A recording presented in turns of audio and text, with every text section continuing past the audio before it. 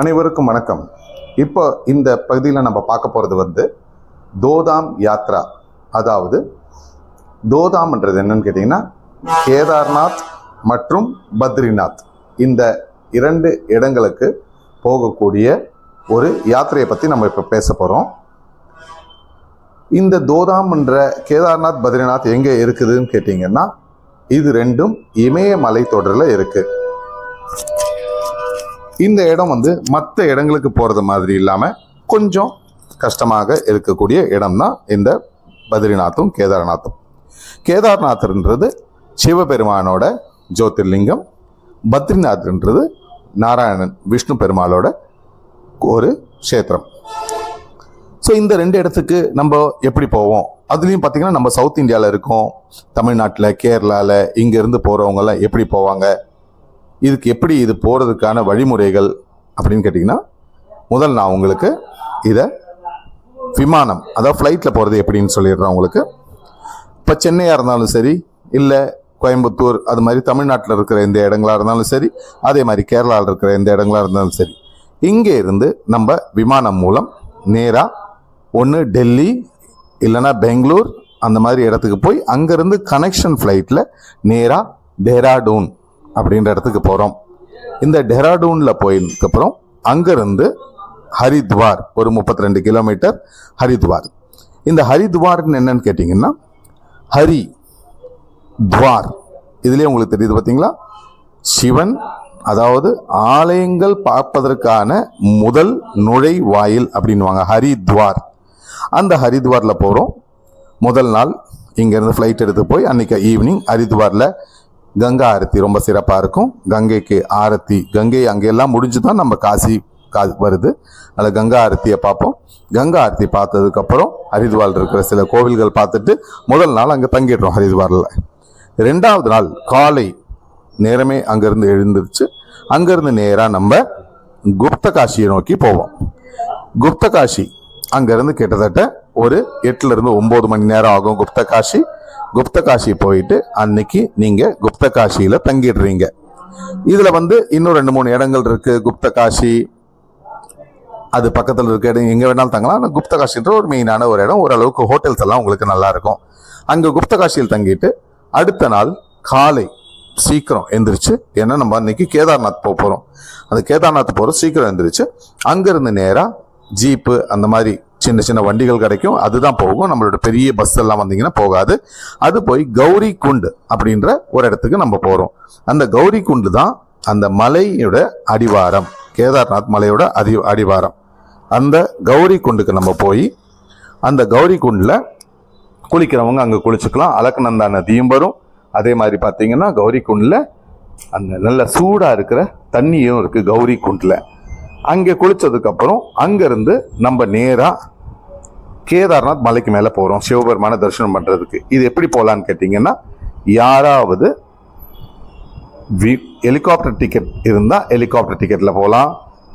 இல்லைனா நடந்து போகிறதா இருந்தால் 16 கிலோமீட்டர் மலை நடந்து போகலாம். ரொம்ப அருமையான அந்த வழியெல்லாம் ரொம்ப அருமையாக இருக்கும், பார்க்குறதுக்கு மனசுக்கு ரொம்ப குளிர்ச்சியாக இருக்கும். நடந்து போகலாம்.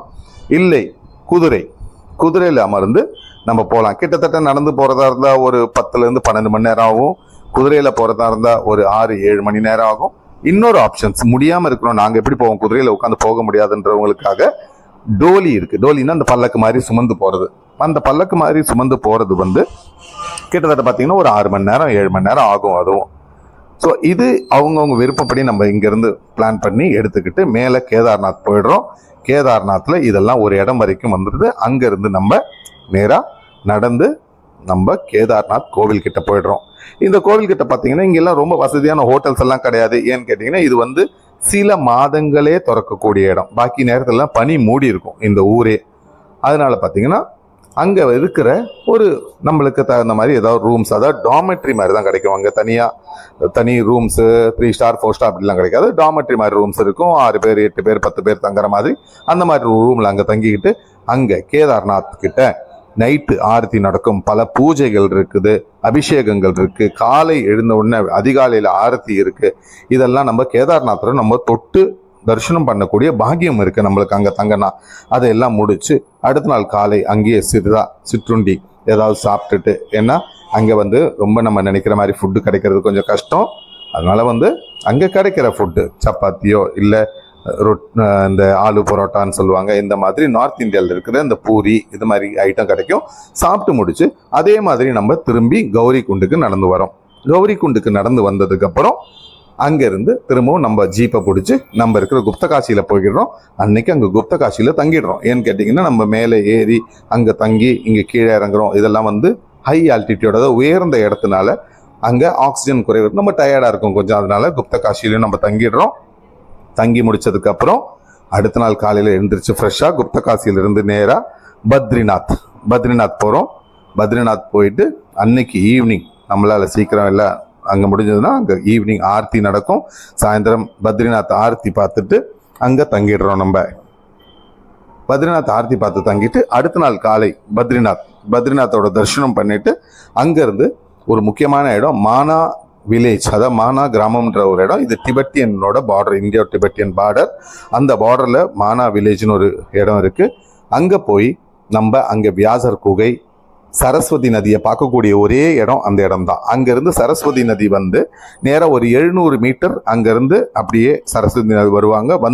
பக்கத்தில் இருக்கிற அலக்கநந்தா கூட சேர்ந்த உடனே அந்த சரஸ்வதி அங்கே அவங்களோட அந்த பேரை எழுந்துடுறாங்க. அதுக்கப்புறம் ஐதீகம் திரிவேணி சங்கமம், பிரயாக்ராஜ், அதாவது அலகாபாத்தில் திரிவேணி சங்கமத்தில் சரஸ்வதி பூமிக்கு உள்ளேருந்து சேர்றதா ஒரு ஐதீகம் இருக்குது. அந்த சரஸ்வதி நதியை அங்கேருந்து பார்த்துட்டு அங்கே இருக்கிற இடங்களெல்லாம் பார்த்து நேராக திரும்பி பத்ரிநாத்தில் தங்கிடுறோம். அடுத்த நாள் பத்ரிநாத்லேருந்து காலையில் கிளம்பி நேராக நம்ம ருத்ரபயாக் இதெல்லாம் பார்த்துட்டு திரும்ப ரிஷிகேஷில் தங்கிடுறோம். அதுக்கு அடுத்த நாள் அங்கேருந்து ரிஷிகேஷில் ராமர் ஜூலா, லக்ஷ்மண் ஜூலா, கீதா பதிப்பகம், இந்த ஆசிரமங்கள் இதெல்லாம் பார்த்து முடிச்சதுக்கப்புறம் நம்ம அங்கேருந்து திரும்ப டெராடூன் வரலாம். டெராடூன்லேருந்து நீங்கள் ரிட்டர்ன் ஃப்ளைட்டுக்கு சென்னை வரலாம், அதே மாதிரி கனெக்ஷன் ஃப்ளைட்டு. இல்லைன்னா நீங்கள் அங்கேருந்து டெல்லி போயிட்டு டெல்லியிலேருந்து ஃப்ளைட் எடுத்து சென்னைக்கு வரலாம். இது ஒரு விதமான பேக்கேஜ். இந்த பேக்கேஜ் பற்றி உங்களுக்கு ஏதாவது டீட்டெயில்ஸ் விவரங்கள் தேவைன்னா நீங்கள் கீழே இருக்கிற நம்பருக்கு ஃபோன் பண்ணி கேட்டுக்கலாம். நன்றி, வணக்கம்.